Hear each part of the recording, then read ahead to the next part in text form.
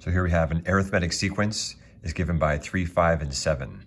And they're asking you a couple things. Write down the common difference, D, find U10, S10, and then we have that second kind of question where we go kind of in reverse.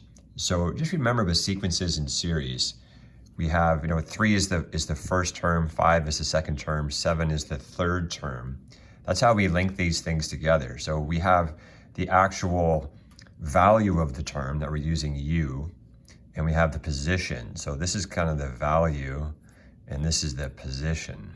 And we link these two things together. So, we could call them X and Y, you could call them anything, but when you have these two variables, that obviously moves us into the world of functions. And this is why we tackle this in terms of our advanced functions topic.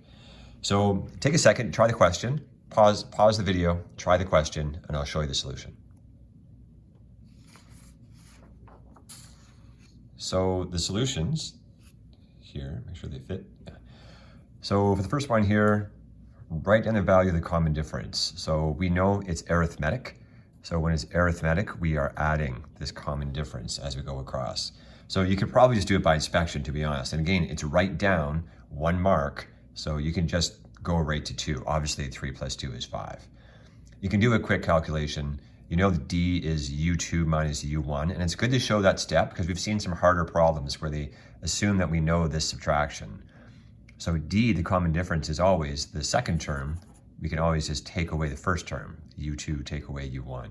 So U2 take away U1, we see that 2 there. But that structure is good for harder questions to see, so we know that. Second one, find U10, that's a 10th term. We have this term formula. So I just plug in U10, so N is 10. So the 10th term, I have N is 10. So here's our formula from our formula sheet. U10 is telling me the 10th term. Remember that subscript. Remember, U10 is not U times 10. It's not a multiplier. It's just a subscript, just a notation. So U10, U1, which is 3, N is 10. So 10 minus 1 times 2, obviously 18 plus 3 is 21.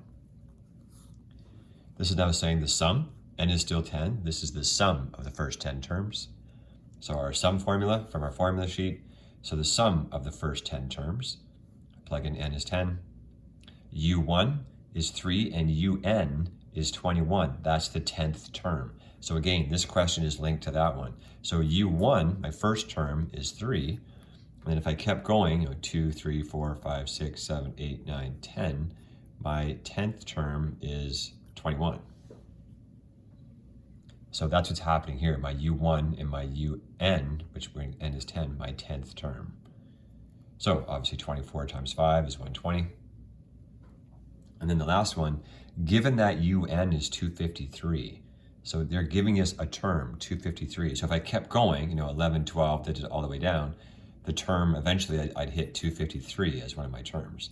So given UN is 253, figure out what N is, figure out what the bottom part is. So it's almost like if I kept going, there's a dash somewhere that has 253, and I don't know what number term that is in terms of the count. So that's what we're trying to find here. So I put in 253 as my value, my UN. It is 253. First value, my common difference. N is my only variable.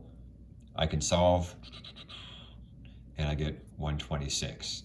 So this would have been 253, would have been the 126th term down my list if I kept going. That's it.